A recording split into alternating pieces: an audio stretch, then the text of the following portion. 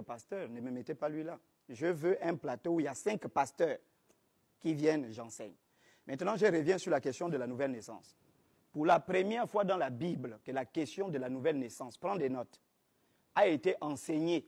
J'ai dit, je répète, il n'y a pas un pasteur qui peut débattre avec moi sur un plateau. J'ai été formé quand même dans le christianisme par 2 grandes églises, les Assemblées de Dieu du Gabon, le message de Branham. Sur la question de la Bible, je le dis et je répète, ce pasteur ne peut jamais débattre avec moi sur la Bible. Et vous allez voir ces lacunes tout à l'heure. La question de la nouvelle naissance a été abordée pour la première fois dans le livre de Jean. Jean, c'est l'un des disciples de Jésus qui est mort dans les années 90 après la crucifixion de son maître.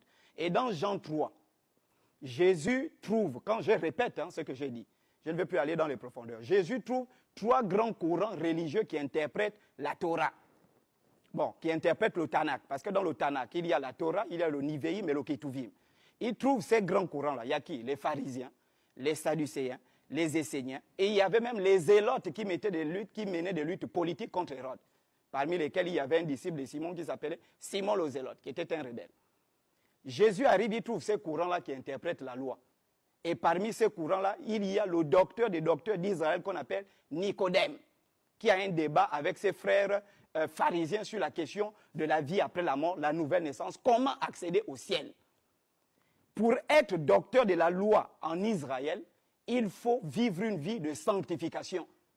Pour atteindre ce niveau de doctorat, parmi les pharisiens, il fallait avoir une vie radicale en matière de sainteté et de pureté. D'ailleurs, Paul était pharisien, disciple de Gamaliel. Ce sont des gens qui étaient carrés. Mais malgré ça, ils n'étaient pas nés de nouveau.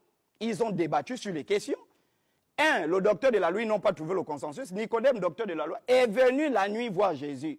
Maître, qu'est-ce qu'il faut faire pour avoir la vie éternelle? Parce que justement, les pharisiens savaient que Jésus, qui n'appartenait à aucun mouvement religieux, à aucun mouvement politique, avait certainement les secrets de la vie éternelle. C'est pourquoi il est venu voir Jésus. Maître, que faut-il faire pour avoir la vie éternelle? Jésus lui dit, en vérité, si vous ne naissez pas de nouveau, vous ne verrez jamais le royaume des cieux. Mais comment on peut dire ça à Nicodème, qui a appris à l'école des pharisiens, qui parle l'araméen, qui parle l'hébreu, qui connaît la loi de Moïse par cœur, qui la récite, au point de devenir le docteur de 3-4 millions de personnes sous l'empire d'Hérode?